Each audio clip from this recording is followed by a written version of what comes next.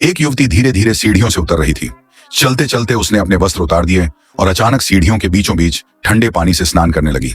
जलधारा उसके शरीर पर पड़ते ही उसकी अलौकिक आभा और मोहक सौंदर्य और अधिक प्रखर हो उठा। उसी क्षण नीचे से आहट आई।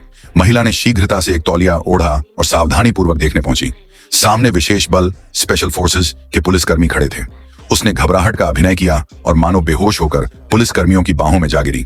वे उसे बाहर तक ले आए और उसके लिए जूते भी लाकर दिए।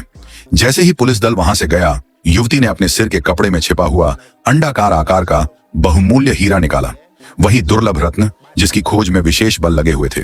इसके बाद वह सहजता से पुलिस वाहन से उतर गई, गीले बाल सुखाए और आत्मविश्वास से भरे कदमों के साथ वहां से निकल पड़ी।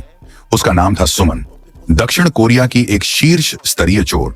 उसकी विशेषता थी सौंदर्य और अभिनय का चतुर उपयोग। उसके साथ उसकी सहयोगी थी, जिसे सब च्युइंग गम कहते थे, क्योंकि उसकी वेशभूषा और रूप बदलने की कला अद्वितीय थी। उनका नया लक्ष्य था एक प्रमुख संग्रहालय का निदेशक। सुमन ने अपने तथाकथित माता पिता के साथ वहां पहुंचकर संग्रहालय का निरीक्षण किया। बाहर निकलते ही उसने अपनी जैकेट और स्कर्ट उतारी, भीतर से तैयार तंग पोशाक पहनी, संचार यंत्र लगाया और संकेत दिया। छत पर मौजूद साथी ने सटीक निशाना लगाकर रस्सी छोड़ी। सुमन रस्से के सहारे दीवार पार कर भीतर पहुंची। फिर बिजली काटी गई और वह वेंटिलेशन शाफ्ट से भीतर घुसी। इस बीच च्युइंग गम ने ध्वनि डिकोडर की मदद से सुरक्षा कूट खोला और अभिनय करते हुए उपकरण को गुपचुप वहीं छिपा दिया। उन्होंने जाते जाते सुरक्षा प्रणाली को भ्रमित कर दिया। अब सुमन के पास केवल 3 मिनट थे।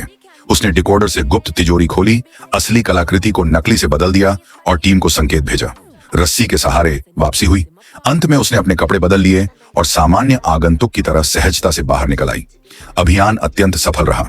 दोनों साथी सुमन और च्युइंग गम गर्व और निडरता से संग्रहालय से बाहर चली गई।